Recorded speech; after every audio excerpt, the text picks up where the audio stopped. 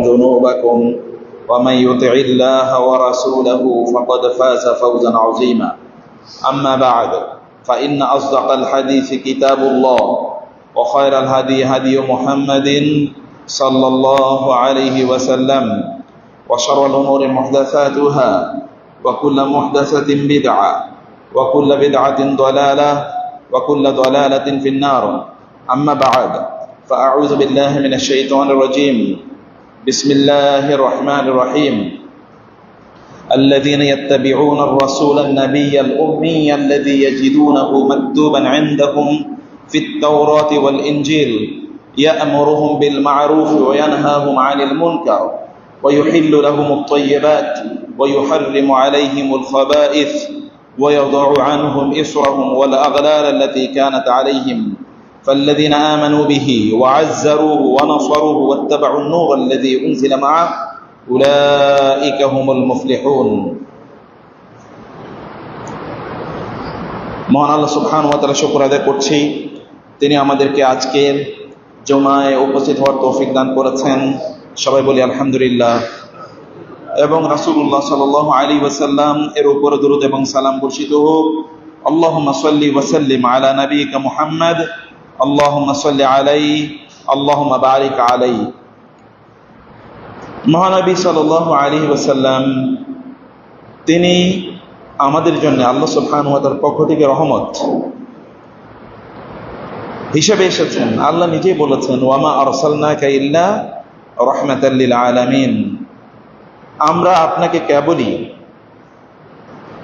জগৎবাসীর জন্য, সৃষ্টিকুলের জন্য রহমত হিসেবে প্রেরণ করেছি।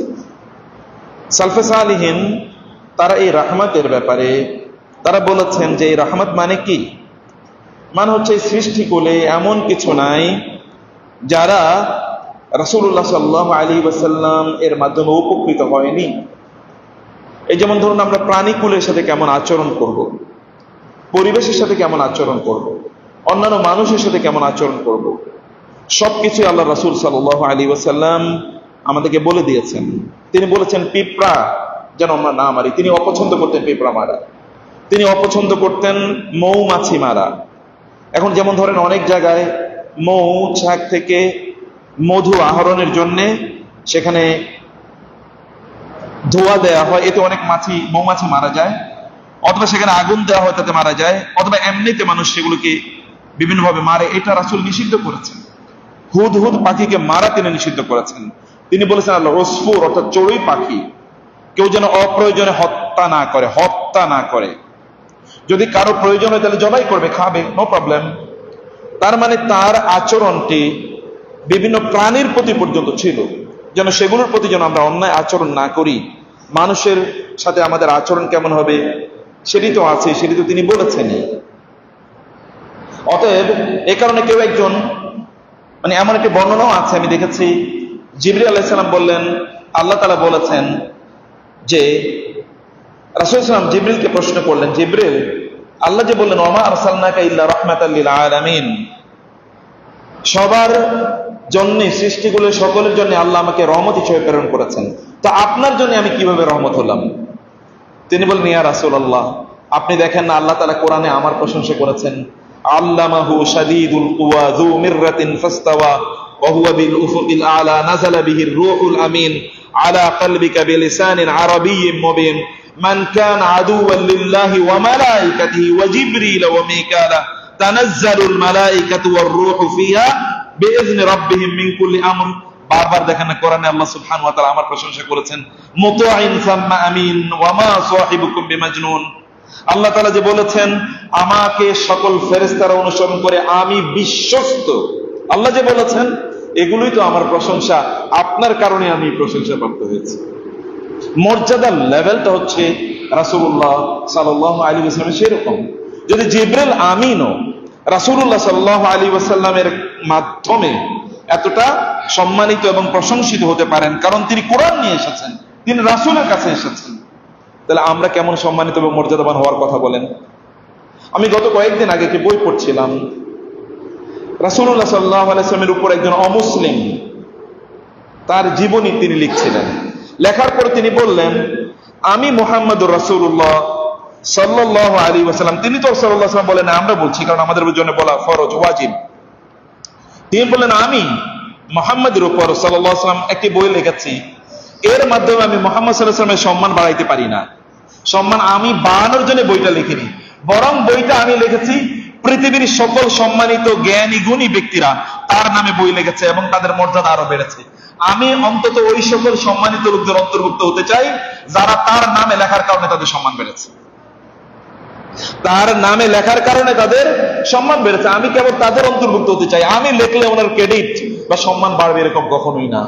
মাইকেল এইচ হার্ট, তিনি তার গ্রন্থ the hundreds, the most influential man on earth, এই পৃথিবীর আদম আলাইহিস সালাম থেকে শুরু করে এই পর্যন্ত সবচেয়ে প্রভাবশালী লোকেরা, সবচেয়ে শক্তিশালী, সবচেয়ে ক্ষমতাশালী, সবচেয়ে সফল 100 লোকের তালিকা করে তিনি 1 নম্বরে কার নাম দিয়েছেন? হযরত মুহাম্মদ রাসূলুল্লাহ, মুহাম্মদ রাসূলুল্লাহ সাল্লামের। কারণ কি? তিনি কিন্তু খ্রিস্টান, ওই লোক মুসলমান হয় নাই।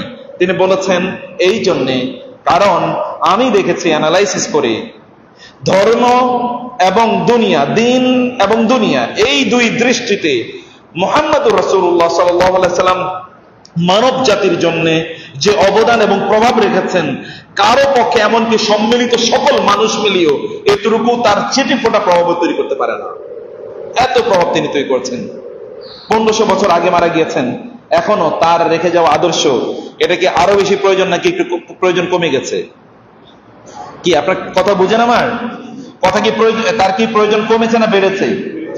Every day it increases, every day with the passage of every day and time, the importance and the relevance of the prophet's life increases.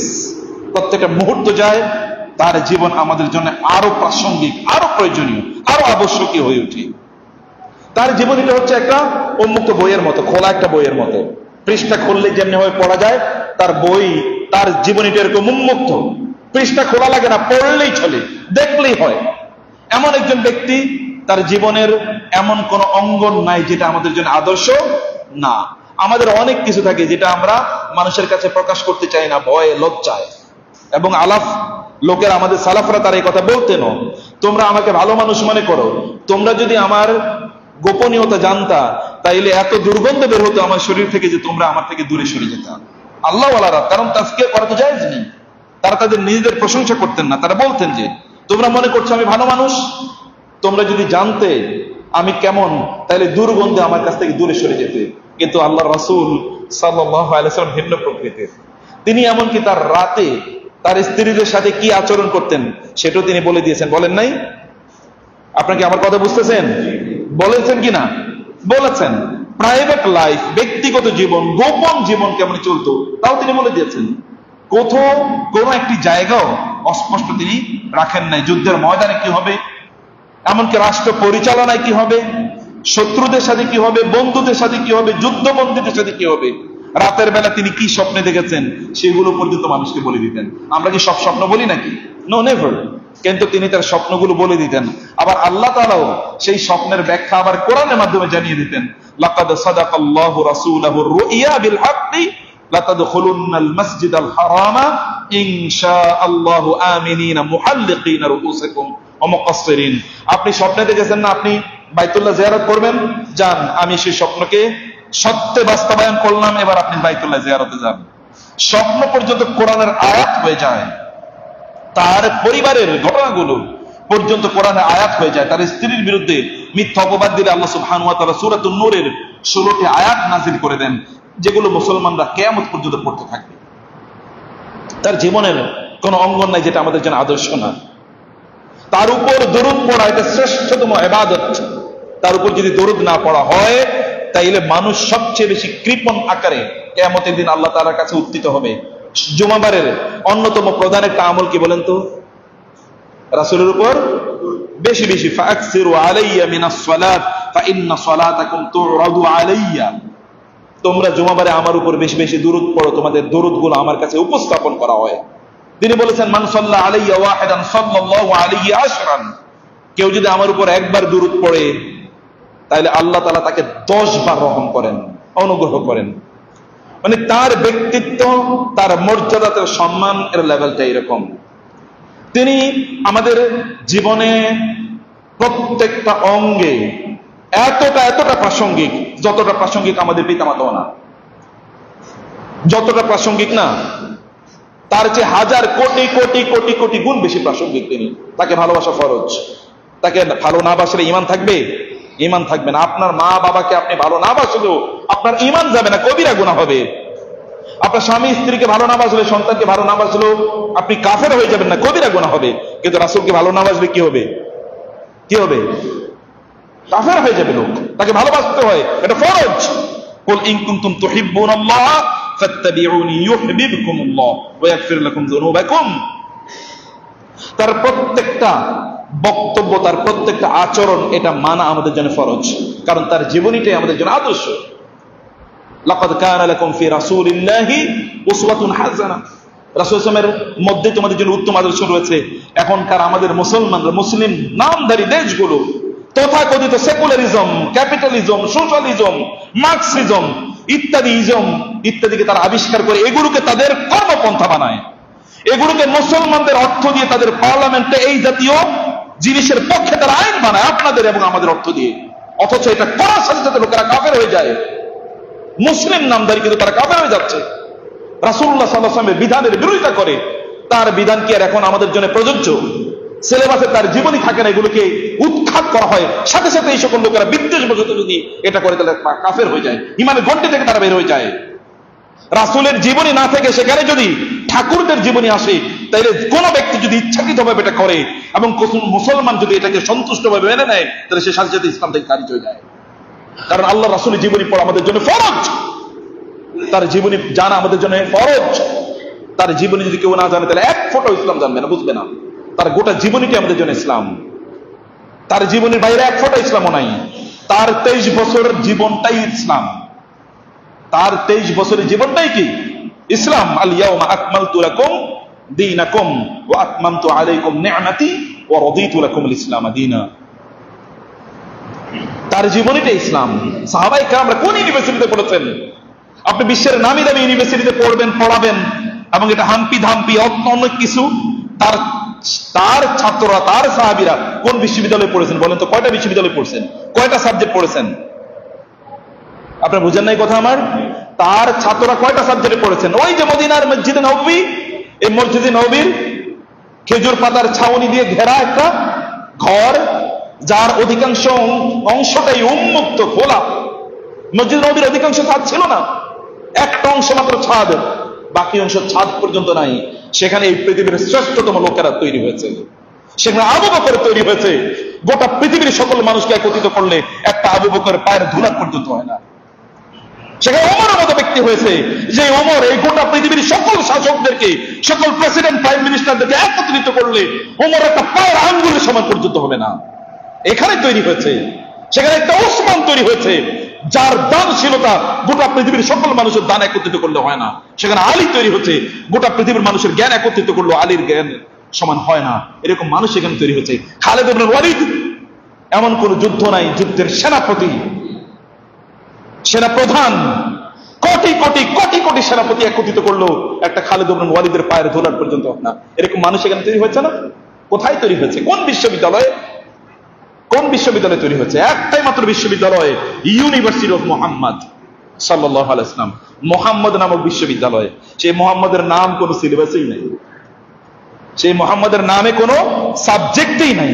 তার কথাগুলো পড়া হয় না, তার কথা দিয়ে কোনো জিনিস তৈরি হয় না। অন্যদের কথা আমাদেরকে গাইতে হয়, বলতে হয়। শুনেন না, আমাদের অন্যদের গাওয়া আমাদের জন্য বাধ্যতামূলক করে দিয়েছে। কি মুসলমান কি অমুসলমান, দাঁড়িয়ে তার সঙ্গীত আমাদেরকে গাইতে হবে এবং তার জন্য আবার আপনাকে সেলুটও জানাতে হবে। ওটা না জানালে তো আপনার চাকরি থাকে না। এমন একটা সমাজ ব্যবস্থা আমরা মুসলমানরা তৈরি করেছি। প্রিয় ভাইরা, রাসূলুল্লাহ সাল্লাল্লাহু আলাইহি ওয়াসাল্লামের জীবনী নিয়ে আমি বলছি না আপনাদেরকে। রাসূলুল্লাহ সাল্লাল্লাহু আলাইহি ওয়াসাল্লামকে জানতে হবে, জানা ফরজ। এটাই ইসলাম, এটাই আদর্শ, এটা আমার সিলেবাসের অন্তর্ভুক্ত থাকতে হবে।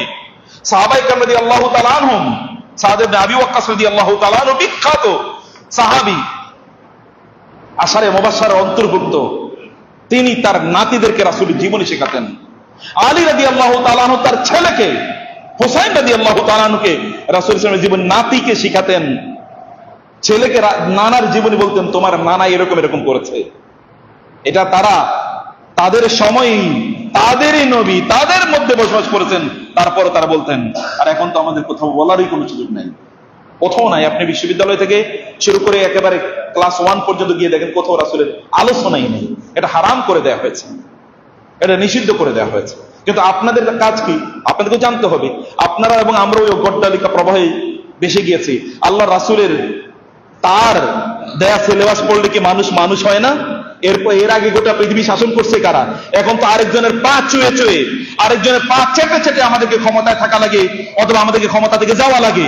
আরেকজনের পা চাটতে হয় আমাদেরকে। সাহাবায়ে কেরাম কার পা চেটেছেন? কারণ না, তাদের আদর্শ কি ছিল, তাদের শিক্ষা সিলেবাস কি ছিল? গোটা পৃথিবী ওমর রাদিয়াল্লাহু তাআলা আনহু অর্ধ পৃথিবীকে শাসন করেছেন কার সিলেবাস নিয়ে? কোথায় তিনি পড়াশোনা করেছেন? কোথায় তিনি ট্রেনিং নিয়েছেন? তার আদর্শ কি? আল্লাহ সুবহানাহু ওয়া তাআলা এবং আল্লাহর রাসূল সাল্লাল্লাহু আলাইহি ওয়াসাল্লাম।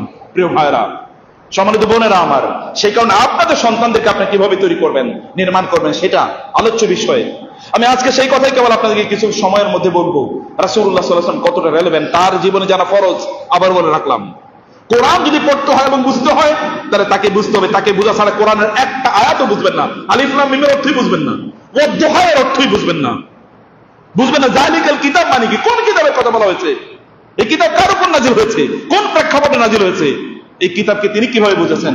তিনি সাহাবায়ে কেরামদেরকে কিভাবে বুঝিয়েছেন? তার ব্যাখ্যা কি? তার অ্যাপ্লিকেশন কি?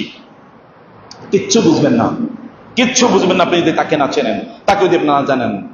এবং এই কারণে তাকে আপনাদের পড়তে হবে, তাকে আপনাদেরকে জানতে হবে, তাকে চিনতে হবে, তাকে নিয়ে স্বপ্ন দেখতে হবে। তার চেয়ে উত্তম আদর্শ আর কি হতে পারে? তার চেয়ে উত্তম পলিসি আর কি হতে পারে? তার চেয়ে উত্তম অর্থনীতি আর কে দিতে পারে? তার চেয়ে উত্তম রাজনীতি আর কে দিতে পারে? তার চেয়ে উত্তম শিক্ষা ব্যবস্থা আর কে দিতে পারে? তার চেয়ে উত্তম পরিবার ব্যবস্থা আর কে দিতে পারে? তার চেয়ে উত্তম রাষ্ট্রনীতিকে দিতে পারে? তার চেয়ে উত্তম আন্তর্জাতিক নীতিকে দিতে পারে? কেউ দিতে পারে না। তিনি ছাড়া কেউ দিতে পারে না। গোটা মানবতার জন্য তিনি আদর্শ। এবং তিনি চ্যালেঞ্জ করে গিয়ে বলেছেন, খায়রুল কুরুনি কারনি সুম্মাল্লাযিনা ইয়ালুনাহুম সুম্মাল্লাযিনা ইয়ালুনাহুম। আমি এবং আমার সাথে যারা আছে এরা পৃথিবীর মানবতার শ্রেষ্ঠ মানুষ। আমি চ্যালেঞ্জ করে গেলাম তোমাদেরকে। দেখেন নাই, খায়রুল কুরুনি কারনি পৃথিবীর একজন মানুষে বলেছে।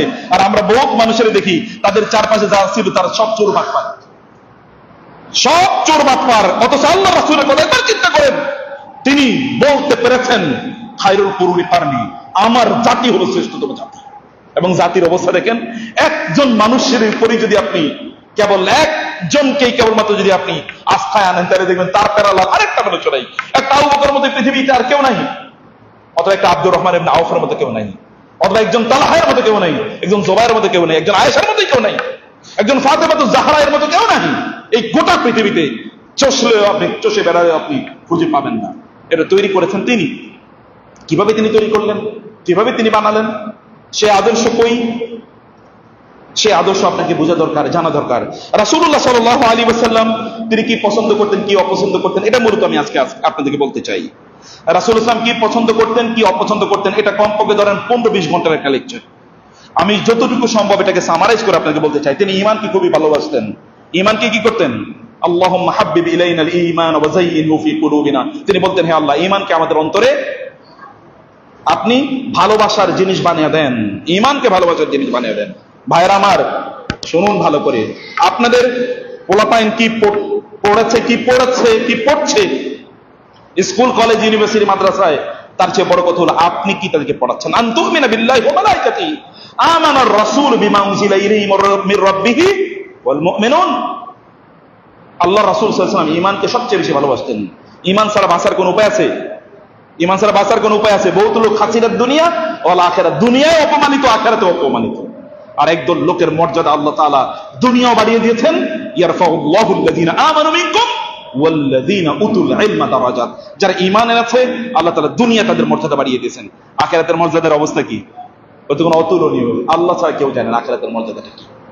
অতএব ঈমানকে তিনি ভালোবাসতেন। তিনি 5 ওয়াক্ত নামাজকে প্রচন্ড ভালোবাসতেন। 5 ওয়াক্ত নামাজের এত পরিমাণ তুলনা তিনি দিয়েছেন।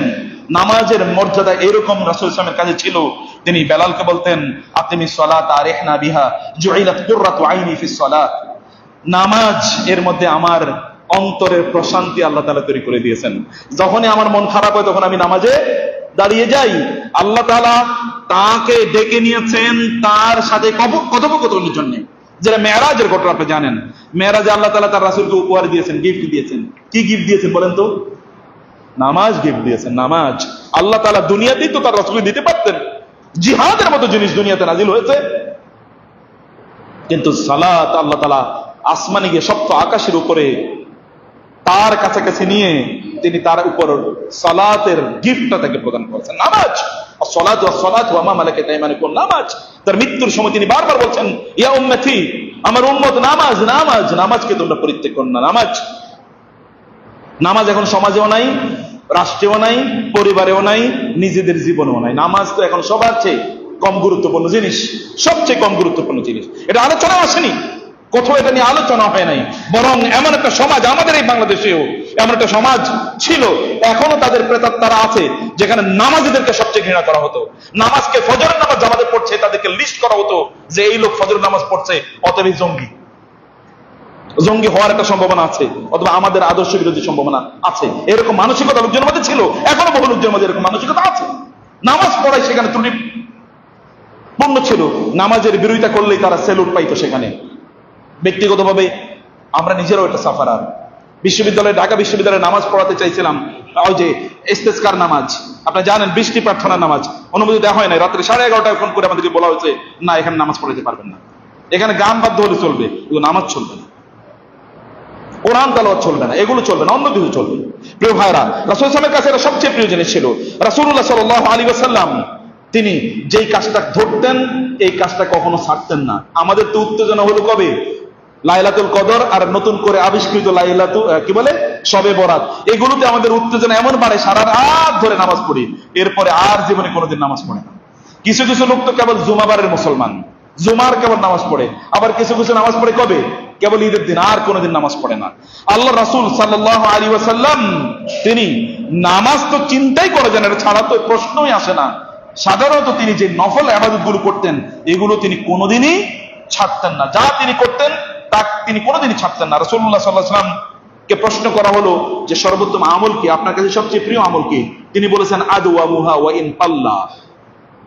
আল্লাহ তাআলা সেই সকল ব্যক্তিদেরকে পছন্দ করেন যখন তারা কোনো আমল শুরু করে আসবাতাহু, তখন এই আমলটা সে অব্যাহত রাখে, সে আমলটা সে অদমাদুমা আলাই, যে আমলটি সব সময় করা হয়, এই আমলকে তিনি পছন্দ করতেন। অথবা আপনারাও যদি কোনো আমল শুরু করেন, যেমন ইশরাকের নামাজ অথবা দুহার নামাজ অথবা জাওয়ালের নামাজ, এই নামাজগুলো আপনারা পড়েন, জোহরের আগে 4 রাকাত ফরজ, 4 রাকাত সুন্নাহ আছে, জোহরের পরে 4 রাকাত সুন্নাহ আছে। আপনি যদি এগুলো পড়ার অভ্যাস করে থাকেন, সালাতুত তাহাজ্জুদ, কিয়ামুল লাইল পড়ার অভ্যাস করে থাকেন, তাহলে ছাড়িয়েন না, এটা ধরে রাখেন।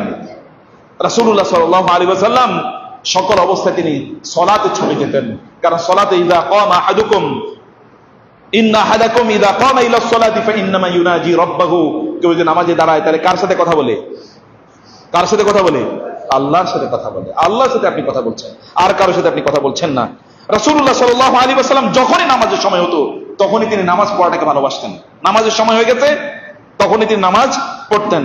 তিনি বলতেন না যে নামাজকে, যে কাজ আছে, বরং তিনি কাজকে বলতেন কি, নামাজ আছে, নামাজের সময় হয়েছে। রাসূলুল্লাহ সাল্লাল্লাহু আলাইহি ওয়াসাল্লাম তখনই তিনি নামাজে দাঁড়িয়ে যেতেন। এই জন্য তিনি বলেছেন অজুরিয়াত লিয়াল আরদু মসজিদান ওয়া তাহুরা, গোটা পৃথিবীর জমিনটাকে আমার জন্য মসজিদ এবং মাটিকে আমার জন্য পবিত্র করে দেওয়া হয়েছে। যেখানে হাইসুমা আদরাকাতহুস সালাতু, যেখানেই ব্যক্তির নামাজের সময় হয় সেখানে তিনি কি করেন? নামাজে দাঁড়িয়ে যান। যেখানেই তার নামাজের সময় হয় সেখানে তিনি নামাজে দাঁড়িয়ে যান। নামাজ এটা তো মুসলমানদের জাতীয় চরিত্র হওয়ার কথা।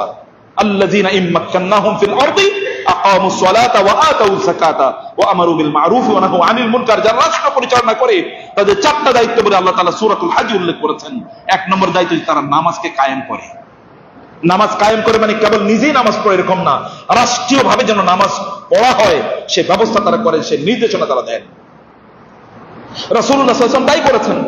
তিনি এমনকি জামাতে কেউ যদি না আসতো, সাহাবায়ে কেরামদের যুগে কেউ নামাজ না পড়াটাকেই কুফরি মনে করতো, আর অন্য কোনো কুফরি কাজ তো লোকেরা করতোই না, চিন্তাই করা যায় না।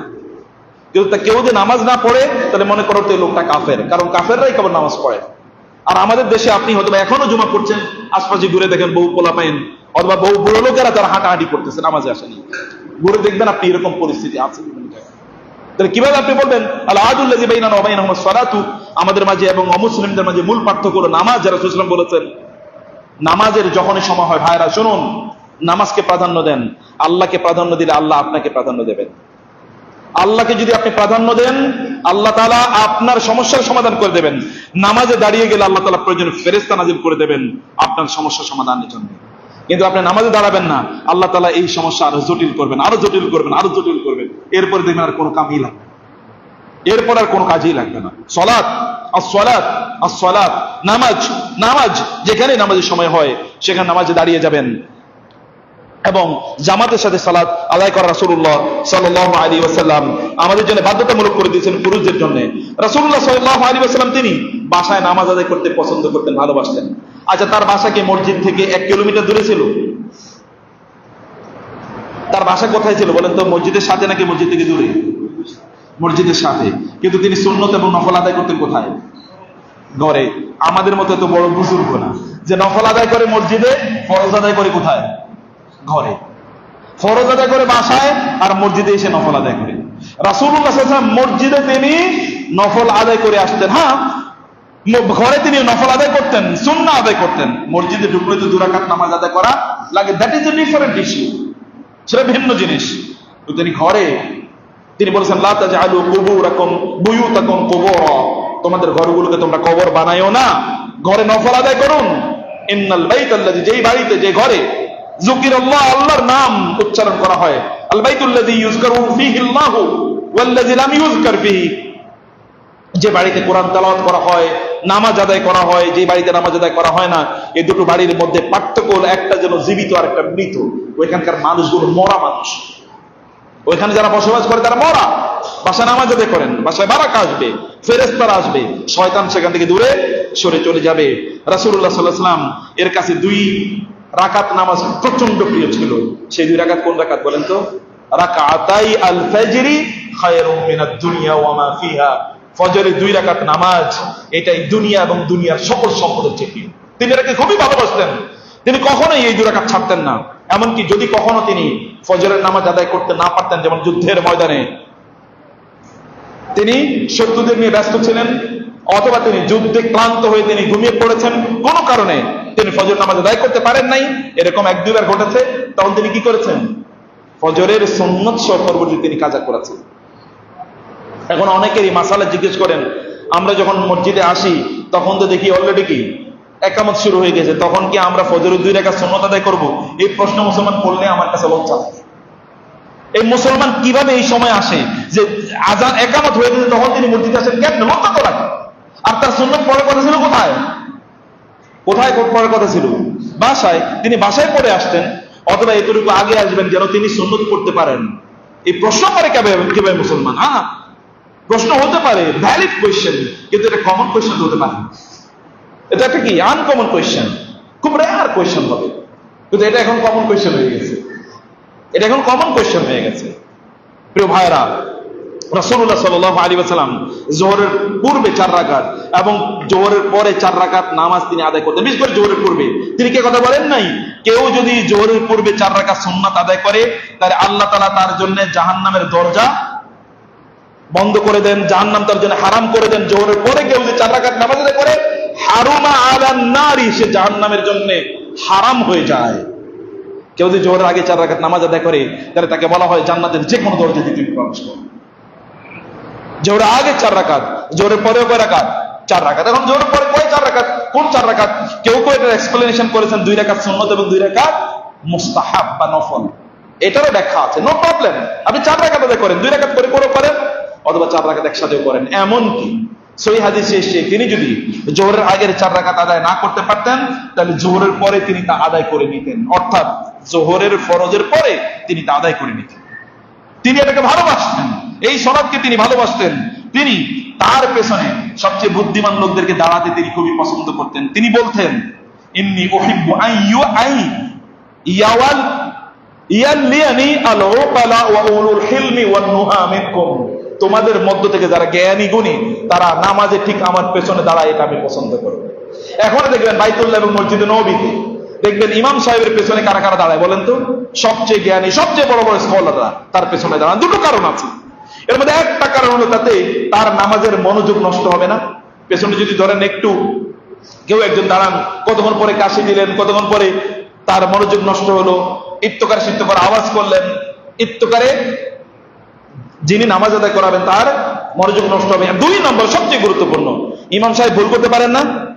পারেন কিনা? ভুল করতে পারেন, তাহলে তাকে মনে করিয়ে দেবেন কে? একজন ব্যক্তি যিনি সচেতন, জ্ঞানী। এটা রাসূল সাল্লাল্লাহু আলাইহি ওয়াসাল্লাম পছন্দ করতেন। রাসূলের আমল বলছি আমি, রাসূলুল্লাহ সাল্লাল্লাহু আলাইহি ওয়াসাল্লাম এই জিনিসটাকে তিনি পছন্দ করতেন। তিনি এশার নামাজ একটু পরে আদায় করাটাকে পছন্দ করতেন। এশার নামাজের আগে রাসূলুল্লাহ সাল্লাল্লাহু আলাইহি ওয়াসাল্লাম কানা ইয়াকরাহু আন-নাওমা ক্বাবলা আল-ইশাই ওয়াল মুসামারাতা বা'দাহা। রাসূলুল্লাহ সাল্লাল্লাহু আলাইহি ওয়াসাল্লাম এশার নামাজের আগে ঘুমানো, এশার পরে গল্প করা, দুইটাকে অপছন্দ করতেন। আবার বলি, এশার আগে ঘুমানো, এশার পরে গল্প করা, এটাকে তিনি পছন্দ করতেন না। এখন তিনি যদি জানতেন এশার পরে আমরা যে বৈশা বৈশা সিনেমা দেখি, তাহলে কেমন পছন্দ করতেন বলেন তো? তিনি যদি জানতেন এশার পরে বৈশা বৈশা আমরা ইউটিউব দেখি, ফেসবুক ইত্যাদি টিপাইতে থাকি, তাহলে কেমন হতো তার অবস্থাটা? তিনি তো এটা ভাবতে পারেন না যে মানুষের এরকম করবে। তিনি কেবল এরপরে গল্প করা, ভায়োলিন গল্প, এটা করতেও তিনি নিষেধ করেছেন। হ্যাঁ, কেউ যদি জ্ঞান অর্জন করে, কোরআন তেলাওয়াত করে, সেটা ডিফারেন্ট ইস্যু। এখন এশার নামাজ আমরা পড়ার পরে, এশার আগে তো পোলাপাইন যে স্টুডেন্টরা ওরা তো ঘুমায়, কারণ ওদের মূল কাজ শুরু হবে এশার পরে ফজর পর্যন্ত। এরপরে ফজর একটু আগে আগে ঘুমিয়ে পড়বে। আজকের জেনারেশন, যে জেনারেশন আমাদেরকে তৈরি করে দেওয়া হয়েছে, এরকম জেনারেশনদেরকে একদল লোক ভালোবাসে, কারণ এরা থাকলে তাদের আর কোনো টেনশন নেই। দিনদাররা থাকলে তো প্রবলেম। এই যে চরিত্র, এই চরিত্র যদি আপনারা পরিবর্তন করতে হয়, তাহলে নিজেদেরকে আদর্শ হিসেবে নিতে হবে, রাসূলুল্লাহ সাল্লাল্লাহু আলাইহি ওয়াসাল্লামকে আদর্শ হিসেবে নিতে হবে। এশার নামাজ একটু পরে আদায় করেন, সেই মসজিদে হয়তো একটু পরে আদায় করেন আপনারা, এটা রাসূল সাল্লাল্লাহু আলাইহি ওয়াসাল্লামের সুন্নাত ছিল, অথবা আপনারা সেটা করার চেষ্টা করবেন।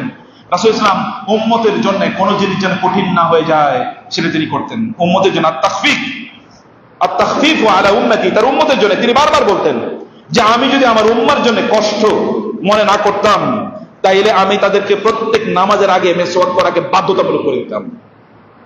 আমি যদি তাদের জন্য কষ্ট ফিল না করতাম, তাহলে তারাবির নামাজ আমি প্রতিদিন জামাতে আদায় করতাম। আমি জানি যে যদি আমি প্রতিদিন জামাতে আদায় করি, তাহলে এটা তাদের উপর ফরজ করে দেওয়া হবে। এরকম অসংখ্য বর্ণনা তারা আছে। আমি কেবল তাদের উপর ভয় পাই, এই কারণে তাদের জন্য আমি এটি সহজ করি। তিনি যখন আল্লাহর পক্ষ থেকে 50 ওয়াক্ত নামাজ নিয়ে আসতেছিলেন, বারবার তিনি আল্লাহর কাছে কেন ফিরে গিয়েছেন? আল্লাহ আমার উম্মতের জন্য খাফফিফ আন উম্মতি ইয়া আল্লাহ, আল্লাহ আমার উম্মতের জন্য সহজ করে, সহজ করে। এটা তিনি বলেছেন, কারণ তিনি বুঝছেন তার উম্মত দুর্বল, এটা পারবে না। তিনি আল্লাহর কাছে সহজতা কামনা করেছেন, উম্মতের জন্য সহজ করা, মানুষের জন্য সহজ করা। মানুষের জন্য যারা সহজ করে, কঠিন না করে, আল্লাহ তাআলা তাদের জন্য সহজ করে দেন। মানুষের উপর যারা কাঠিন্য চাপিয়ে দেয়, মানুষের উপর যারা জুলুম চাপিয়ে দেয়, আল্লাহ সুবহানাহু ওয়া তাআলা দুনিয়া আখিরাতে তাদেরকে নাস্তানাবুদ করে দেন। রাসূলুল্লাহ সাল্লাল্লাহু আলাইহি ওয়াসাল্লাম তিনি বলেছেন, ওয়ালা ইউশাদ্দিন আহাদুন ইল্লা গালাবাহু, কেউ যদি দিন পালন করা মানুষের জন্য কঠিন করে দেয়, আল্লাহ তাআলা এই দুনিয়াতে তাকে পরাজিত করেন। সহিহ হাদিসে রাসূল সাল্লাল্লাহু আলাইহি ওয়াসাল্লাম বলেছেন, কেউ যদি দিন পালন করা মানুষের জন্য কঠিন করে দেয়, এই দুনিয়াতে আল্লাহ তাআলা তাদেরকে পরাজিত করেন, লাঞ্ছিত করেন। দিন কঠিন করবেন না মানুষের জন্য, দিন সহজ করে দেন। দিন মানুষের মৌলিক অধিকার, তার মতো করে সে দিন প্র্যাকটিস করবেই। রাসূল সাল্লাল্লাহু আলাইহি ওয়াসাল্লাম একটু কিবলামুখী হয়ে থাকাকে তিনি পছন্দ করতেন। কোন মুখী হয়ে থাকা?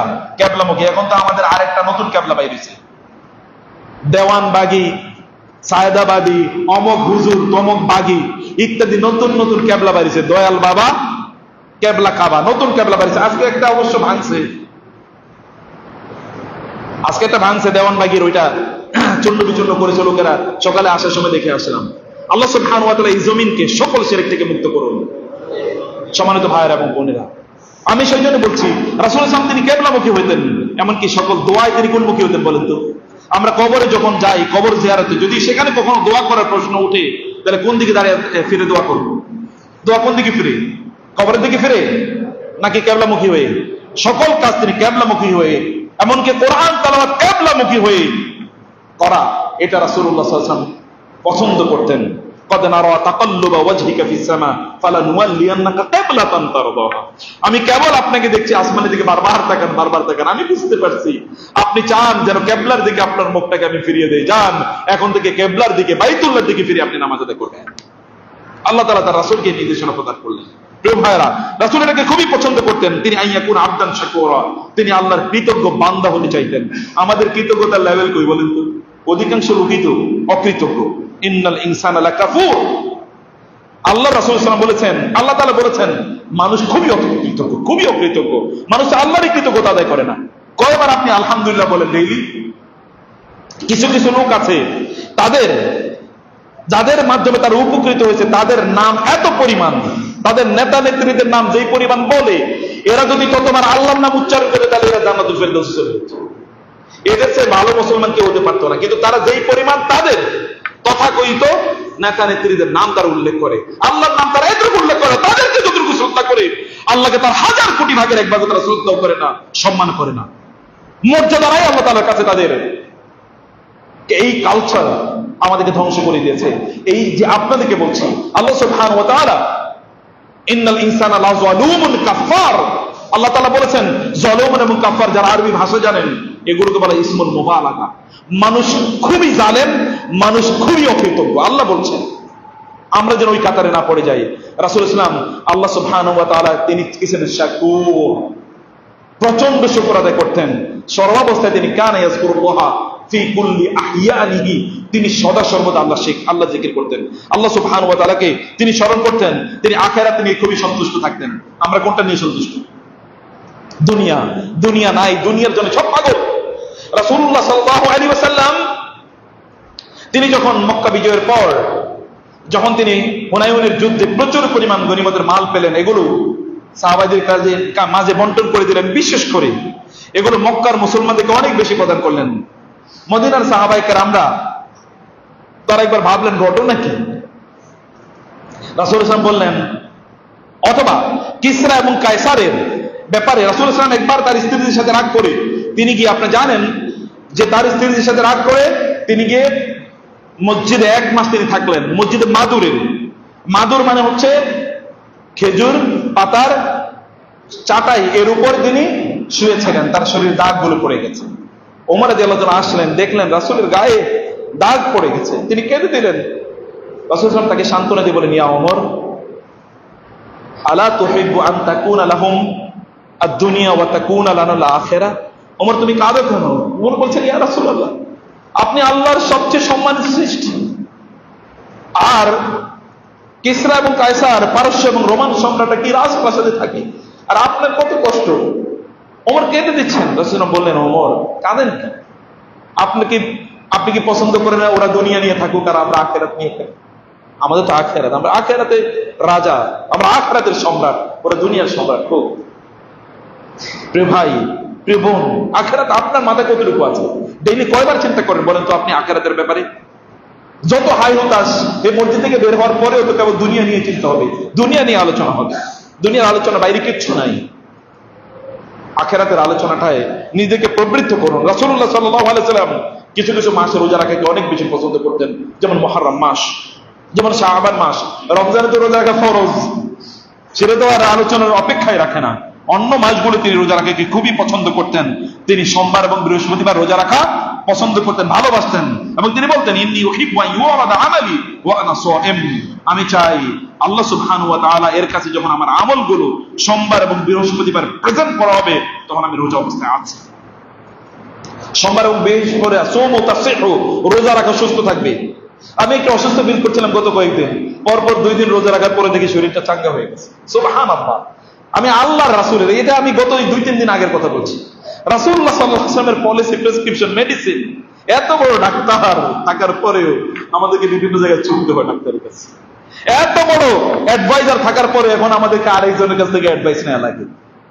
এত বড় উপদেষ্টা থাকার পরেও এখন আমাদেরকে ভিন্ন উপদেষ্টার পেছনে আমাদেরকে ঘুরতে হয়। দুর্ভাগ্য মুসলিম জাতির, এই উম্মার, বিশেষ করে বাংলাদেশের জাতিসত্তার দুর্ভাগ্য, বাংলাদেশের মুসলমানদের দুর্ভাগ্য যে আমাদেরকে দ্বীনের কথা বলবে এরকম লোক আমরা পাই না, এরকম দায়িত্বশীল। আল্লাহর কাছে আমরা চাই যারা আমাদেরকে দ্বীনের কাজে সহযোগিতা করবে। আল্লাহ এমন দায়িত্বশীল আমাদেরকে দান করো। রাসূল সাল্লাল্লাহু আল্লাহ জিকির করাকে খুবই ভালোবাসতেন। কি ভালোবাসতেন? আল্লাহর জিকির করাকে তিনি প্রচন্ড ভালোবাসতেন। আল্লাহ সুবহানাহু ওয়া তাআলা এর জিকির করাকে, 4টা জিকির তার কাছে ছিল খুবই প্রিয়। কোন কোন জিকিরগুলো? সুবহানাল্লাহ, আলহামদুলিল্লাহ, আল্লাহু আকবার, লা ইলাহা ইল্লাল্লাহ। এই চারটা জিকিরকে তিনি প্রচন্ড ভালোবাসতেন এবং তিনি সদা সর্বদা আল্লাহ জিকির করতেন। আয়েশা রাদিয়াল্লাহু তাআলা বলেছেন রাসূলুল্লাহ সাল্লাল্লাহু আলাইহি ওয়াসাল্লাম সদা সর্বদা আল্লাহ জিকির করতেন। তিনি আল্লাহর জিকির যখন করতেন তখন তিনি পবিত্র অবস্থায় আল্লাহ জিকির করতেন। অপবিত্র অবস্থায় তিনি আল্লাহ জিকির করাকে অপছন্দ করতেন। আপনারা সেই বিখ্যাত হাদিসটি জানেন, রাসূল সাল্লাল্লাহু আলাইহি ওয়াসাল্লাম পেশাব করে বের হচ্ছিলেন, যতক্ষণ না তিনি পবিত্র হননি ততক্ষণ পর্যন্ত একজন সালাম দিয়েছিল, তিনি সালামের উত্তর দেননি। পবিত্র হয়ে তারপর তিনি সালামের উত্তর প্রদান করেছেন। তিনি সদা সর্বদা এমনি পবিত্র থাকতেন। তিনি বলেছেন একজন মুসলমানই কেবলমাত্র পবিত্র অবস্থায় থাকতে পারে, একজন অমুসলমান মুনাফিক কোনোদিন পবিত্র অবস্থায় থাকতে পারে না। আপনি কতদূর, এটাও ইমানের একটা টেস্ট। ওযু চলে গেলে মুমিন ওযু করে, অপবিত্র হওয়ার সাথে সাথে মুমিন কি হয়? পবিত্র হয়ে যায়। এটা মুমিনের চরিত্র। রাসূলুল্লাহ সাল্লাল্লাহু আলাইহি ওয়াসাল্লাম তিনি বলেছেন আলহামদুলিল্লাহ তামলাউল মিজান ওয়া সুবহানাল্লাহি ওয়াল হামদুলিল্লাহি তামলাআনে আও তামলাউ মা বাইনাস সামাই ওয়াল আরদ। আলহামদুলিল্লাহ কেউ যদি একবার বলে তাহলে মিজান, ভালো আমলের দাড়ি পাল্লাটা ওজন ওয়ালা হয়ে যাবে। আলহামদুলিল্লাহ একবার বললে, বলেন না আলহামদুলিল্লাহ। আলহামদুলিল্লাহ এবং সুবহানাল্লাহ বললে আসমান এবং জমিনের মধ্যকার যতটুকু জায়গা আছে সকল জায়গা আল্লাহ তাআলা সওয়াব দিয়ে পূর্ণ করে দেবেন। এখন যদি অমুকের তমকের রাজনীতি, তমকের অমুক, তমকে কেন নাই, অমুকে কেন এলো, আফসোস করলে কি আপনার আসমানের এবং জমিনের সম্পূর্ণ হয়ে যাবে? এগুলো বাদ দিয়ে আল্লাহর জিকির করেন, আল্লাহ সুবহানাহু ওয়া তাআলা জিকির করেন। আল্লাহ সুবহানাহু ওয়া তাআলা, আল্লাহ রাসূল সাল্লাল্লাহু আলাইহি ওয়াসাল্লাম তিনি কোরআন শুনতে ভালোবাসতেন, কোরআন পড়তে তো ভালোবাসতেনই, কোরআন শুনতে ভালোবাসতেন। আপনারা বলেন তো গতকাল এবং আজকে এর মধ্যে আপনারা কয়জন কোরআন তেলাওয়াত শুনেছেন? করেছেন? আমি এটা পরে জিজ্ঞেস করি, শুনেছেন কয়জন? যদি আমি হাত তুলতে বলি দেখবেন হাত তোলার মতো লোক খুঁজে পাওয়া যাবে না। অথচ তিনি আব্দুল্লাহ ইবনে মাসউদকে বললেন ইকরা আলাইয়া, পড়ো তো। আব্দুল্লাহ ইবনে মাসউদ বলেন ইয়া রাসূলুল্লাহ উকরিউ আকরাউ আলাইকা ওয়া আলাইকা উনজিল, আমি আপনার কাছে কোরআন তেলাওয়াত করব, কোরআন না আপনার উপর নাজিল হয়? তিনি বলেন ইন্নী উহিব্বু আন আস্তামিআহু মিন গায়রি, আমি আরেকজনের কাছ থেকে কোরআন তেলাওয়াত শুনতে ভালোবাসি। তিনি যদি ভালোবাসতেন, আপনার ভালোবাসার লেভেলটা কেমন হওয়া দরকার? আচ্ছা ভাই, কেন করেন না? ইউটিউবে কি কোরআন তেলাওয়াত নাই? ইউটিউবে কেবল সিনেমা খুঁজে, নাটক খুঁজে খুঁজে বেড়ান, এখানে কোরআন তেলাওয়াত নাই? বন্ধুকে বলছি, টেলিভিশনে কেবলমাত্র পাশের দেশের সিরিয়াল দেখাই একমাত্র ব্রত হওয়া উচিত না। এগুলো বন্ধ করে দেন যদি বাঁচতে চান, যদি বাঁচাতে চান। কোরআন তেলাওয়াত অন্যের কাছ থেকে শুনুন। রাসূলুল্লাহ সাল্লাল্লাহু আলাইহি ওয়াসাল্লাম এর কাছে একটা সূরা ছিল, যে সূরাটি আহাব্বু ইলাইহি মিম্মা তালাআত আলাইহি শামসু। রাসূল সাল্লাল্লাহু আলাইহি কাছে একটা সূরা, একটা আয়াত, কোরআন একটা সূরা আল্লাহর কাছে, রাসূলের কাছে সবচেয়ে প্রিয় সূরা ছিল। সূরাটির নাম হলো সূরাতুল ইখলাস। 3 বার পড়লে কি হয়? একবার কোরআন তেলাওয়াতের সওয়াব পাওয়া যায়। কেউ যদি 10 বার পড়ে তাহলে আল্লাহ তাআলা তার জন্য জান্নাতে একটা ঘর নির্মাণ করে ফেলে। সূরাতুল ইখলাস রাসূলুল্লাহ সাল্লাল্লাহু আলাইহি ওয়াসাল্লাম কোরআনের শ্রেষ্ঠতম আয়াত বলে বলেছেন আল্লাহু লা ইলাহা ইল্লা হুয়াল হাইয়ুল কাইয়ুম। আয়াতুল কুরসি, কেউ যদি রাতের বেলা আয়াতুল কুরসি পড়ে ঘুমায় তাহলে আল্লাহর পক্ষ থেকে একজন ফেরেশতা তাকে পাহারা দিবে। রাসূলুল্লাহ সাল্লাল্লাহু আলাইহি ওয়াসাল্লামের কাছে কোরআনের সবচেয়ে প্রিয় আয়াত ছিল সূরাতুল বাকারার শেষের 2 আয়াত, আমানার রাসূলু বিমা উনজিলা ইলাইহি মির রাব্বিহি ওয়াল মুমিনুন। ঘুমের আগে এই 2টা আয়াত পড়তে হয়। কেউ যদি পড়ে, রাসূলুল্লাহ সাল্লাল্লাহু আলাইহি ওয়াসাল্লাম বলেছেন কাফাতাহু, আল্লাহ তাআলা তার জন্য যথেষ্ট করে ফেলবেন। আপনি তেলাওয়াত করতে পারেন না, মুখস্থ নাই, নো প্রবলেম। মোবাইল দেখে দেখে পড়েন, পড়তে পারেন না, নো প্রবলেম। আপনি কমপক্ষে শুনুন, শুনে আপনি এই 2টো আয়াত শুনে আপনি ঘুমান। রাসূলুল্লাহ সাল্লাল্লাহু আলাইহি ওয়াসাল্লাম এর কাছে এই কোরআন গোটা পৃথিবীর চেয়ে, এগুলো গোটা পৃথিবীর সকল সম্পদের। আপনি কি হিসেবে বাংলাদেশের ক্ষমতা, প্রধানমন্ত্রী অথবা প্রেসিডেন্ট অথবা মন্ত্রী অথবা অমুক তমুক অথবা সবচেয়ে বড় ব্যবসায়ী, এগুলো কিছু না। গোটা পৃথিবীর সবচেয়ে বড় শক্তিশালী মানুষ অথবা সবচেয়ে বেশি সম্পদশালী মানুষ হওয়ার চেয়েও এই সূরাটি আপনার জন্য অনেক অনেক বেশি উপকারী। কবে? কিয়ামতের দিন অনেক অনেক বেশি উপকারী হবে। সূরাতুল ইখলাস, সূরাতুল ফাতহ, ইন্না ফাতাহনা লাকা ফাতহাম মুবিনা। এই সূরা যখন নাজিল হয়, রাসূলুল্লাহ সাল্লাল্লাহু আলাইহি ওয়াসাল্লাম আনন্দিত হয়ে বললেন এই গোটা পৃথিবীর চেয়ে অনেক অনেক বেশি মর্যাদাবান, শক্তিশালী, সম্মানিত, পাওয়ারফুল একটা সূরা এবার আমার উপর নাজিল হয়েছে। বলে ইন্না ফাতাহনা লাকা ফাতহাম মুবিনা লিয়াগফিরা লাকাল্লাহু মা তাকাদ্দামা মিন যামবিকা ওয়া মা তাআখার। সূরাটা পড়েন, আজকে গিয়ে সম্ভব হলে বাসায় গিয়ে পড়বেন প্রিয় ভাইরা। রাসূলুল্লাহ সাল্লাল্লাহু আলাইহি ওয়াসাল্লাম তিনি সূরাতুল বাকারাকে প্রচন্ড ভালোবাসতেন এবং কিয়ামতের দিন, যেদিন আল্লাহর ছায়া ছাড়া কোনো ছায়া থাকবে না, সেদিন সূরা বাকারা আমাদের জন্য ছায়া হিসেবে দাঁড়াবে। সূরাতুল বাকারা তেলাওয়াত করা। রাসূলুল্লাহ সাল্লাল্লাহু আলাইহি ওয়াসাল্লাম তিনি জিহাদ করাটাকে কি করতেন? প্রচন্ড ভালোবাসতেন। তিনি বলেছেন, যদি আমার উম্মতের জন্য, লাউলা আশুক্কা আলা উম্মতি, যদি আমার উম্মতের জন্য আমি কষ্ট মনে না করতাম, তাইলে আমি লা আতাখাল্লাফু আন কুল্লি সারিয়াতিন, কোন যুদ্ধ থেকে আমি একবারও পিছপা হতাম না। রাসূলুল্লাহ সাল্লাল্লাহু আলাইহি ওয়াসাল্লামের জীবনে প্রায় 80টির মতো যুদ্ধ হয়েছে। 28টিতে তিনি সরাসরি জয়েন করেছেন, অংশগ্রহণ করেছেন, আর বাকিগুলোতে তিনি অংশগ্রহণ করেন নাই। কিন্তু তিনি তাদেরকে দিক নির্দেশনা দিয়েছেন কিভাবে যুদ্ধ করবে। 80টির মতো। আপনি কয়টা যুদ্ধ করছেন? যুদ্ধ করছি। কেউ কেউ তার বউয়ের সাথে যুদ্ধ করে নেই, আবার কেউ কেউ যুদ্ধ করে কি তার বাবার সাথে, মায়ের সাথে, বাপ মার সাথে, কেউ কেউ ভাই বোনের সাথে যুদ্ধ করে, আর কিছু কিছু লোক তো 24 ঘন্টা পাড়া প্রতিবেশীর সাথে যুদ্ধ করে। মারামারি আমরা করি, যুদ্ধ আমরা করি। তো রাসূল যুদ্ধ করেছেন দিনকে বিজয় করার জন্য, আর আমরা যুদ্ধ করছি কি লিআলাই কালিমাতিল্লাহ, আর আমরা কি জন্য যুদ্ধ করছি? লিআলাই কালিমাতি শয়তান, শয়তানের রাজত্ব প্রতিষ্ঠা করার জন্য আমরা যুদ্ধ করি। আল্লাহ রাসূল সাল্লাল্লাহু আলাইহি ওয়াসাল্লাম যুদ্ধ করেছেন আল্লাহর রাজত্ব কায়েম করার জন্য, আল্লাহর দ্বীনকে কায়েম করার জন্য। এবং তিনি বলেছেন, আমার মনে হয় আমি যদি যুদ্ধের ময়দানে শহীদ হই, আবার আমি আল্লাহকে বলবো আবার জীবিত করার জন্য, আমি আবার শহীদ হতে পারি, আবার জীবিত করে আবার যেন আমি শহীদ হতে পারি। সুম্মা উহিয়া সুম্মা উক্তাল সুম্মা উহিয়া সুম্মা উক্তাল। কারণ শাহাদাতের যে মর্যাদা, এটা তিনি নিজেই বর্ণনা করেছেন। তারপরে তিনি নিজেই বলেন, আমি যদি বারবার শহীদ হতে পারতাম, আমি যদি বারবার শহীদ হতে পারতাম। আপনি হয়তো শহীদ হওয়ার যুদ্ধের জিহাদের কোন অবস্থা হয়তো নাই এখন, কিন্তু জিহাদের তামান্নাটা থাকা দরকার। কমপক্ষে নফসের বিরুদ্ধে তো জিহাদ করা দরকার নাকি? জিহাদ তো আছে। আফদালুল জিহাদ জিহাদুল হাওয়া, আফদালুল জিহাদ জিহাদুল হাওয়া, আফদালুল জিহাদ কালিমাতুল হাক্কিন ইনদা সুলতানিন জাইরিন।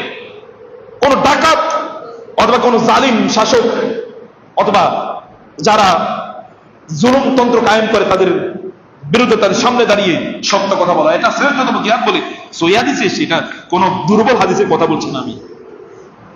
জিহাদে তো বহু প্রকরণ আছে, কোন একটা জায়গায় কমপক্ষে বলেন, কমপক্ষে আপনার নফসের বিরুদ্ধে মনে যা চায় তা করবেন না। আল্লাহ কি বলেছেন, আল্লাহ রাসূল কি বলেছেন, সেটা কমপক্ষে করেন। কমপক্ষে এটুকু তো জিহাদ, এই জিহাদটা কমপক্ষে আপনার চালু থাকুক। রাসূলুল্লাহ সাল্লাল্লাহু আলাইহি ওয়াসাল্লামের কাছে এটা প্রচন্ড প্রিয় ছিল। রাসূলুল্লাহ শাহাদাতকে পছন্দ করতে, যেটা আমি বলেছি। ওমর রাদিয়াল্লাহু তাআলা, আবু বকর, ওমর, ওসমান, এদের কথা একবার চিন্তা করে দেখেন তো। আবু বকর রাদিয়াল্লাহু তাআলা, সাহাবায়ে কেরাম, এই 4 জনের মধ্যে, খোলাফায়ে রাশিদার 4 জনের মধ্যে একজন কেবলমাত্র স্বাভাবিকভাবে মারা গিয়েছেন, আর বাকি 3 জনের মৃত্যুটা কি হয়েছে? শাহাদাতের মৃত্যু। ওমর শহীদ, ওসমান শহীদ, আলী রাদিয়াল্লাহু তাআলা শহীদ। শাহাদাতের মর্যাদাটা ঠিক আছে। আর এছাড়া রাসূল সাল্লাল্লাহু আলাইহি ওয়াসাল্লাম বলেছেন, কোন একজন ব্যক্তি যদি তিনি শাহাদাত কামনা করেন, আর তিনি যদি তার ঘরেও মারা যান, তার বিছানায়ও মারা যান, আল্লাহ তাআলা তাকে শাহাদাতের মর্যাদা প্রদান করবেন। তিনি সেটা তামান্না করেছেন। ইন্নামাল আমালু বিন্নিয়াত, নিয়তের কারণে তিনি এটি পেয়ে যাবেন। রাসূলুল্লাহ সাল্লাল্লাহু আলাইহি ওয়াসাল্লাম তিনি জাওয়ামিউদ দুআ, রাসূলুল্লাহ সাল্লাল্লাহু আলাইহি ওয়াসাল্লামের জন্য যারা দোয়া করতেন, তিনি তাদের জন্য দোয়া করতে ভালোবাসতেন। রাসূলুল্লাহ সাল্লাল্লাহু আলাইহি ওয়াসাল্লাম এর জন্য যারা দোয়া করতেন, ওয়াসাল্লি আলাইহিম ইন্না সালাতাকা সাকানুল লাহুম, কোরআনে আছে। অন্যের জন্য দোয়া করা। আপনারা আমরা কয়জনের দোয়া করি? কয়জনের জন্য দোয়া করি? দোয়া করুন, অন্যের জন্য দোয়া করুন। এটিও রাসূলুল্লাহ সাল্লাল্লাহু আলাইহি ওয়াসাল্লামের তার প্রিয় জিনিস ছিল, তার প্রিয় আমল এটি ছিল। রাসূলুল্লাহ সাল্লাল্লাহু আলাইহি ওয়াসাল্লাম দোয়ার মধ্যে যেগুলো জাওয়ামি, এগুলো পছন্দ করতেন। আপনার সবচেয়ে প্রিয় দোয়া কি? কয়জন বলতে পারেন? আপনার সবচেয়ে প্রিয় দোয়া কি? রাসূলুল্লাহ সাল্লাল্লাহু আলাইহি ওয়াসাল্লাম তো সবচেয়ে প্রিয় দোয়া ছিল, কিন্তু আপনার কোনো প্রিয় দোয়া নাই? নাই, কারণ এটা নিয়ে আমরা ভাবি না। দিন আমাদের ভাবনার বিষয় না। রাসূল সাল্লাল্লাহু আলাইহি ওয়াসাল্লামের এই দোয়া আল্লাহর কাছে আমাদেরকে করতে হয়। অতএব এই দোয়া আপনারা করবেন। রাসূলুল্লাহ সাল্লাল্লাহু আলাইহি ওয়াসাল্লাম এরকম জাওয়ামিউদ দুআ, অনেক দোয়া আছে যে দোয়া তিনি আল্লাহর কাছে বলতেন। তিনি আলহামদুলিল্লাহ, খায়রুদ দুআই আলহামদুলিল্লাহ, তিনি আলহামদুলিল্লাহ আলহামদুলিল্লাহ বারবার করতেন। এটা শ্রেষ্ঠতম দোয়া, এটা অন্যতম একটি দোয়া। রাসূলুল্লাহ সাল্লাল্লাহু আলাইহি ওয়াসাল্লাম ঈদের দিন তার সকল পরিবার পরিজনকে নিয়ে ঈদের ময়দানে যেতে ভালোবাসতেন, পছন্দ করতেন। তিনি ভালোবাসতেন জামাতবদ্ধ জীবন। জামাতবদ্ধ জীবন বুঝেন তো? রাসূল বলেছেন, আলাইকুম বিল জামাআতি ওয়া ইয়াকুম আল ফুরকা ফাইন্নাশ শাইতানা মাআল আহাদ মাআল ওয়াহিদ ওয়া হুয়া মিনাল ইসনাইনি আবআদ মান শাজ্জা শুজ্জা ফিন নার।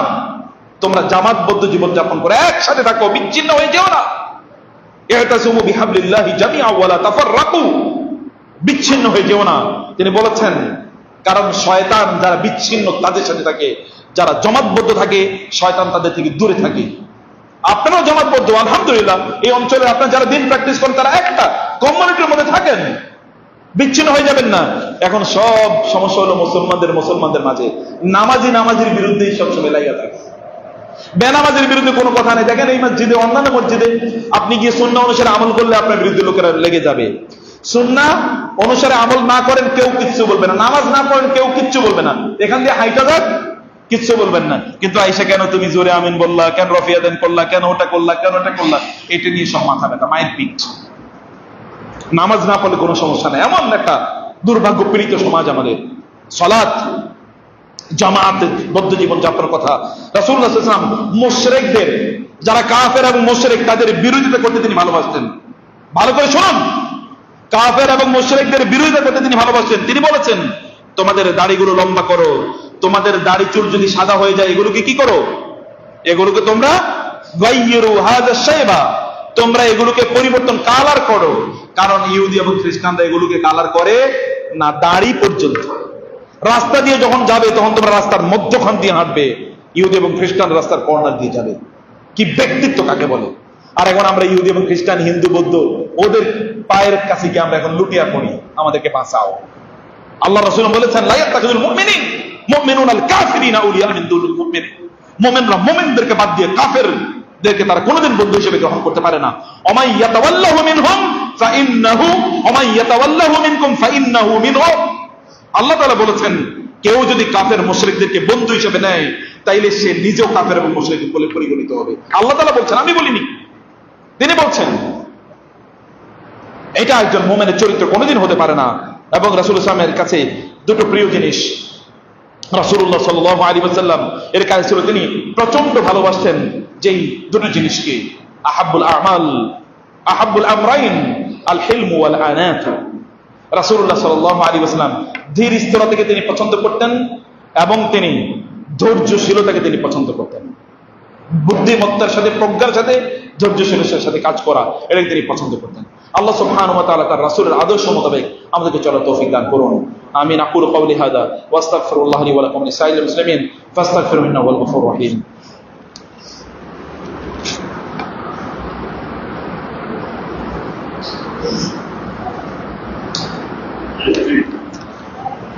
ইন্নাল হামদুলিল্লাহ ওয়াস সালাতু ওয়াস সালামু আলা রাসূলিল্লাহ ওয়া আলা আলিহি ওয়া আসহাবিহি ওয়া ওয়ালা, আম্মা বা'দু, ফাআউযু বিল্লাহি মিনাশ শাইতানির রাজীম।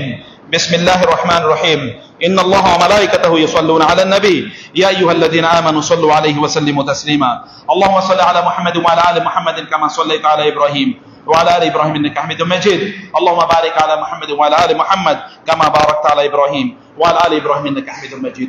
রাসূলুল্লাহ সাল্লাল্লাহু আলাইহি ওয়াসাল্লাম কিছু মানুষকে ভালোবাসতেন, যেমন আবু বকর, যেমন ওমর, ওসমান, আলী, জুবাইর ইবনে আওয়াম, তালহা ইবনে জুবাইর, সাদ ইবনে আবি ওয়াক্কাস, আবু উবাইদা ইবনে জাররাহ, আব্দুর রহমান ইবনে আউফ, যায়েদ ইবনে হারিসা, উসামা ইবনে যায়েদ, আম্মার ইবনে ইয়াসর, হাসান ইবনে আলী, হুসাইন ইবনে আলী, আব্দুল্লাহ ইবনে মাসউদ, খাদিজা বিনতে খুয়াইলিদ, আয়েশা বিনতে আবি বকর, সিদ্দিকা বিনতে সিদ্দিক, তাদেরকে তিনি প্রচন্ড ভালোবাসতেন।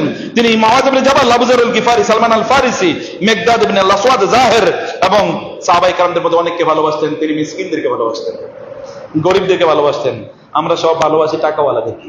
আমি বহু লোকের দেখছি, টাকাওয়ালাদেরকে দেখলে তার চেহারা উজ্জ্বল হয়ে যায়, আর যার টাকা নাই তার চেহারা, তারে দেখলে চেহারা খারাপ হয়ে যায়। মেহমান হিসেবে বাসায় কেবল তাদেরকে দাওয়াত দেয় যারা ধনী, তাদেরকে বাসায় আনতে চায় না যাদের টাকা পয়সা নাই। এরকম আমি অসংখ্য লোক, মুসলমানদের কথা বলতেছি, আমি তো কাফের মুশরিকদের সাথে উঠা বসা করি না, মুসলমানদের সাথে, আবার ভালো মুসলমান বলে যারা পরিগণিত তাদের কথা আমি বলছি। তিনি আনসারদেরকে বেশি ভালোবাসতেন, তিনি নারীদেরকে ভালোবাসতেন। রাসূলুল্লাহ সাল্লাল্লাহু আলাইহি ওয়াসাল্লাম যাদের চরিত্র সবচেয়ে ভালো তাদেরকে ভালোবাসতেন, কারণ আপনি যাকে ভালোবাসেন তার চরিত্র আপনার মতোই। আবার বলবো, আপনি যারে ভালোবাসেন তার চরিত্র কি আপনার মধ্যে, নাইলে আপনি ওরে ভালোবাসেন কেন? কারণ ওইরকম চরিত্র আপনার। তাহলে আপনি কাকে ভালোবাসেন এটাই প্রমাণ। কারণ হাদিসে এসেছে, ইউরাফুর রাজুলু বিসাদিকিহি আল মারউ আলা দীনি খালিলিহি, একজন মানুষ তার বন্ধুর চরিত্র যা, এই লোকের চরিত্র তাই। কারণ আমাদের বাংলা ভাষায় বলে, চোরে চোরে মাছ দুধু ভাই, birds of the same feather flocks together, ইংরেজিতে বলে একই রকম পাখি একসাথে ঘুরে, যে যে পাখি ও ওর সাথে ঘুরে। অতএব আপনি কাকে ভালোবাসেন, কাকে পছন্দ করেন, এটা আপনার চরিত্রকেই নির্দেশ করে। রাসূলুল্লাহ সাল্লাল্লাহু আলাইহি ওয়াসাল্লাম যে সকল ব্যক্তির মধ্যে তিনটা চরিত্র আছে, এদেরকে রাসূল সাল্লাল্লাহু আলাইহি ওয়াসাল্লাম খুবই ভালোবাসতেন। একজন হচ্ছে আমানতদার লোকরা, এবং যারা খুব ধীর স্থির এবং যারা ধৈর্যশীল, এদেরকে রাসূল সাল্লাল্লাহু আলাইহি ওয়াসাল্লাম প্রচন্ড ভালোবাসতেন। যারা মুত্তাকি লোক, দিনদার, আল্লাহওয়ালা, নামাজি, তাদের ব্যাপারে তার কোনো বিদ্বেষ নাই, তাদেরকে তিনি ভালোবাসতেন। রাসূলুল্লাহ সাল্লাল্লাহু আলাইহি ওয়াসাল্লাম তিনি ঘৃণা করতেন, অপছন্দ করতেন কাদেরকে?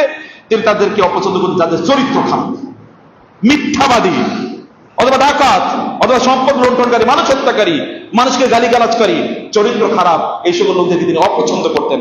যাদেরকে তিনি অপছন্দ করতেন তারা যেন আপনার পছন্দের তালিকায় কোন অবস্থা না থাকে, এটা ঈমানের দাবি। প্রিয় ভাইরা, রাসূল সাল্লাল্লাহু আলাইহি ওয়াসাল্লাম ওদেরকে ভালো অপছন্দ করতেন যারা অপ্রয়োজনীয় কথা বলে, অতিরিক্ত কথা বলে, এদেরকে তিনি অপছন্দ করতেন। তিনি আল মুতাসাদ্দিকুন, যারা চিবিয়ে চিবিয়ে, দাঁত কামড়িয়ে কামড়িয়ে কথা বলে, তাদেরকে তিনি অপছন্দ করতেন। যে সকল ব্যক্তিরা মানুষকে তুচ্ছ তাচ্ছিল্য করে কথা বলে, তাদেরকে তিনি অপছন্দ করতেন, রাসূল অপছন্দ করতেন। মনে রাখবেন, রাসূল সাল্লাল্লাহু আলাইহি ওয়াসাল্লাম যারা অহংকারী তাদেরকে অপছন্দ করতেন, কথায় কথায় উদ্ধত অহংকারী, এই সকল থেকে রাসূল সাল্লাল্লাহু আলাইহি ওয়াসাল্লাম আল সারসারুন, আল মুতাসাদ্দিকুন, আল মুতাফাইহিকুন, তাদেরকে তিনি অপছন্দ করতেন। রাসূলুল্লাহ সাল্লাল্লাহু আলাইহি ওয়াসাল্লাম তিনি কিছু কিছু লোকজনকে তিনি অপছন্দ করতেন, এর তালিকা অনেক অনেক অনেক অনেক লম্বা। রাসূলুল্লাহ সাল্লাল্লাহু আলাইহি ওয়াসাল্লাম কিছু কাজকে তিনি পছন্দ করতেন, কিছু আমলের কথা আমরা বলেছি। রাসূলুল্লাহ সাল্লাল্লাহু আলাইহি ওয়াসাল্লাম কিছু ধরনের কাজকে তিনি পছন্দ করতেন, যেমন তার উম্মতের সংখ্যা যেন বাড়ে। এখন তো আমাদের হোক ছেলে হোক মেয়ে হোক, দুইটা বা একটা শয়তানই যথেষ্ট, বুঝেন না? ছেলে হোক মেয়ে হোক, দুইটা শয়তান বা একটা শয়তানি। কারণ সন্তান যদি একটা হয় তাহলে এটা প্রায় শয়তান টাইপের হয়ে যায়, তারে কিছুই বলা যায় না, শাসন করা যায় না।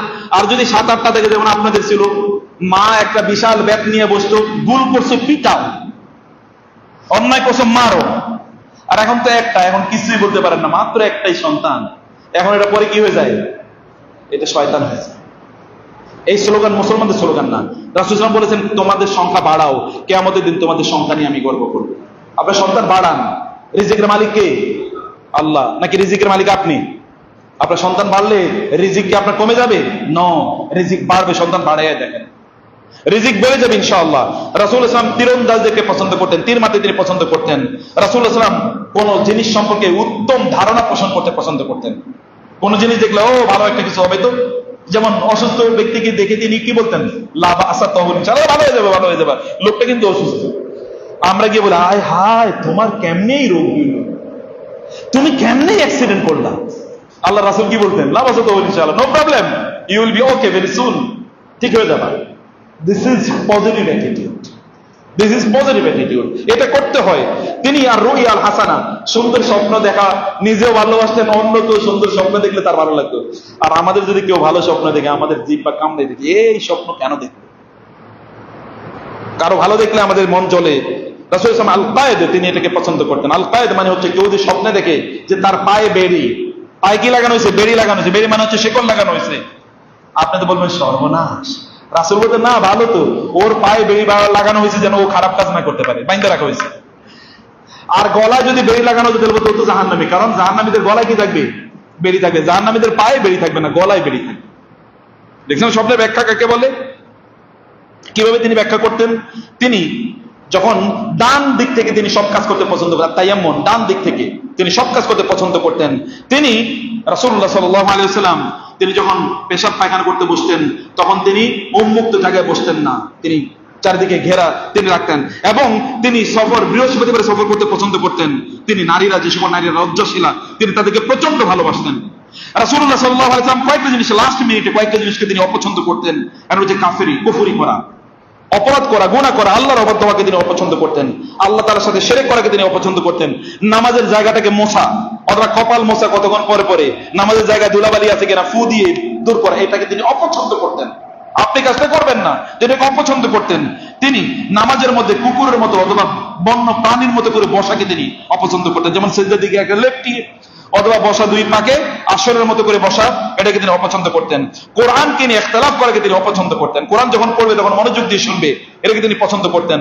হাজারে আসবাদের জায়গায় মানুষকে যেন কেউ ধাক্কিয়ে না বের করে দেয়, এটাকে তিনি অপছন্দ করতেন। কুসংস্কারকে তিনি ভয়ঙ্করভাবে অপছন্দ করতেন। আর গোপন বিবাহকে তিনি অপছন্দ করতেন, গোপনে বিবাহ করে ফেলছে, এটাকে তিনি অপছন্দ করতেন। তিনি মানুষকে উত্তক্ত করা, এটাকে তিনি অপছন্দ করতেন। অন্যের বিরুদ্ধে লেলিয়ে দেয়াকে তিনি অপছন্দ করতেন। তিনি জুলুমের সাক্ষী হওয়াকে অপছন্দ করতেন, জুলুমকে সাপোর্ট করাকে তিনি অপছন্দ করতেন এবং মিথ্যাকে তিনি অপছন্দ করতেন। তিনি দুর্বলদের উপর শাসন করাকে তিনি অপছন্দ করতেন। বরং তিনি মানুষ বেশি বেশি তাকে অপ্রয়োজনীয় প্রশ্ন করে এটাকে তিনি অপছন্দ করতেন। অনেক বেশি যদি মেঘ তিনি দেখতেন আকাশে, তাহলে তিনি একটু ভয় পেয়ে যেতেন। আয়েশা বলতেন, ইয়া রাসূলুল্লাহ, মেঘ থেকে তো বৃষ্টি হবে, এটা তো ভালো। তিনি বলেন, আমি তো জানি না কি হবে, আমি তো জানি না, এই কারণে আমি আতঙ্কিত থাকতাম। যখন বৃষ্টি আসে তখন তিনি খুশি হতেন এবং তিনি বলতেন, আল্লাহুম্মা সাইয়্যিবান নাফিআ, আল্লাহ ভালো বৃষ্টি আমাদেরকে প্রদান করেন। তিনি মূর্তি, বিভিন্ন জায়গায় যে ছবিকে তিনি অপছন্দ করতেন। আমাদের তো এখন মূর্তির দেশ, মূর্তি বানিয়ে মূর্তির পূজা করা হতো। ছবিকে তিনি অপছন্দ করতেন। ছবি ঝুলে রাখে আবার কেন মুসলমানরা, এটা তিনি অপছন্দ করতেন। রাসূলুল্লাহ সাল্লাল্লাহু আলাইহি ওয়াসাল্লাম তিনি ব্যক্তির নিজের প্রশংসাকে তিনি অপছন্দ করতেন এবং অনেক অনেক কাজ আছে যেগুলোকে তিনি পছন্দ করতেন, অপছন্দ করতেন।